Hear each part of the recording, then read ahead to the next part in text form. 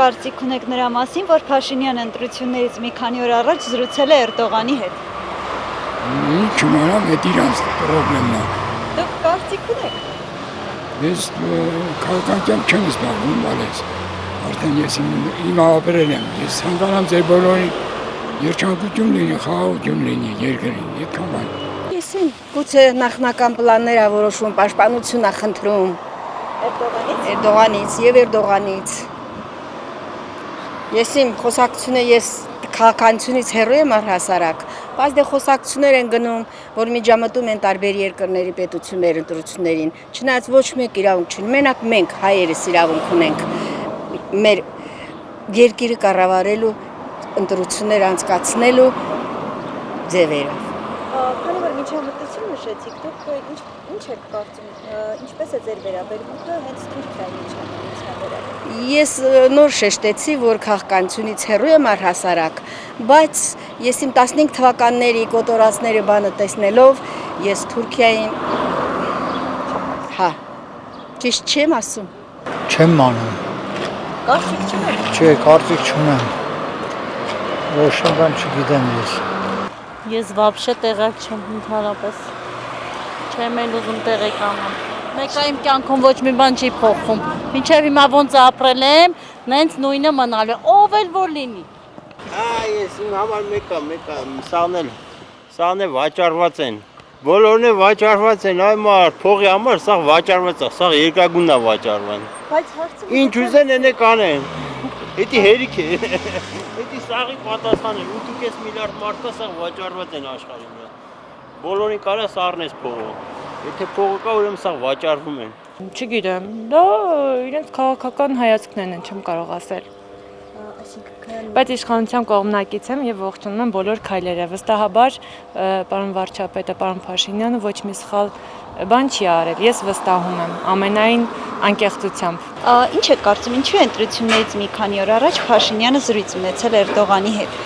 Անկեղծ ասած քաղաքականությունից լրիվ սուրբ մարդ եմ, ոչ նայում եմ, ոչ դիտում եմ։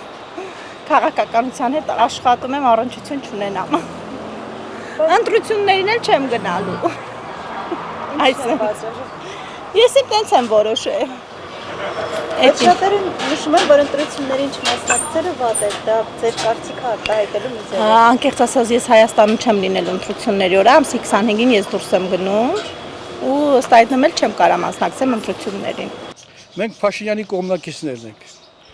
Դեմ չենք ասելու ոչ մի բան։ Իմ կարծիքն ասեմ ինչ եմ ասում, իմ կարծիքը։ Ինձ թվում է, որ միակ ճանապարհը, որ հիմա ունենք Ռուսաստանի, դա շատ դժվար է մեր համար։ Դնում եք բլոկիրovat է սաղարը, ոչ թողում են բերքերը դուրս գա, ծաղիկները դուրս գա։ Ռուսաստանը մուտի տանում կներեք այդ բառից համար, անընդհատ պալկի ստայդ նակալյոսի։ Չի թող որ Հայաստանը զարգանա։ Դրա համար երևի ուզում է ճանապարհները բացի, որովհետև ժողովրդի համար լավ լինի։ Մարդիկ կարողանան զարգանալ, գնան տարբեր տեղեր, Եվրոպա, Թուրքիա, տարբեր տեղեր։ Իսկ Ռուսաստանի այլընտրանք կարծում եք Թուրքիան է։ Ես Թուրքիային այնքան չեմ սիրում, ինչքան դուք չեք սիրում։ Բայց հիմա Ռուսաստանը վերջի 100 տարիների ընթացքում ամեն անգամ ցույց է տալիս, որ մեզ ոչ բարեկամ է, ոչ էլ եղբայր է։ Ռուսաստանը մենակ իր շահերի համար է։ Ամեն ինչ անում։ Շատերն նշում են Թուրքիան մեզ կոտորել է։ Այո, ես ասեցի, ես ավելի շատ իրենց չեմ սիրում, քան թե յուրաքանչյուր մարդ, որպես հայ։ Բայց հիմա 100 տարի հետո մի քիչ իրավիճակը փոխվել։ Պետք է մի քիչ ավելի ուրիշ ձևի նայենք, դեպի Եվրոպա, դեպի ուրիշ տեղեր, որովհետև այլ ընտրակներ չունենք։ Ռուսաստանը փոխանակ ինչ-որ բանով օգնի, բայց նավարդ մեզ չի օգնում։ Փակում է հիմա ճանապարհներ, որ ժողովուրդը խեղդվի, դառնա իրանց ստրուկ։ Դա ճիշտ չի, քույրիկ ջան, ես այդպես եմ գտնում։ Ես ստերի քաղաքացի չեմ, ոչ մեկի իմ համար սովորական ամեն ինչ ում կընտրեք, նրան էլ ընտրեք։ Բայց ես տեսնում եմ փոփոխությունները, ճանապարհները, մյուսները ինձ դուր է գալիս։ Իմ գյուղում որտեղ ապրում եմ, սաղ տեղերը ասֆալտապատ։ Հաճելի գնում են, գալիս ենք։ Դա ում ուզում եք ընտրեք։ Ես ստերի քաղաքացի չեմ, բայց իմ դուրը գալիս է հիմա։ Ես չգիտեմ, вообще ես քաղաքականությունից չեմ էլ նայում նորություններ, Ազիզ ջան, կներեք։ Իսկ ինչ են պատճառ, ուղղակի հետաքրքրված։ Ինչ իմանամ, չգիտեմ։ Նկատի ունեմ քաղաքականության պրոցեսներին չեք հետևում։ Չեմ իմանում, չեմ կարող ասեմ։ Որտեղ ես քաղաքականությունից կիլոմետրով հեռու եմ, вообще չեմ էլ նայում, չեմ էլ ուզում նայեմ։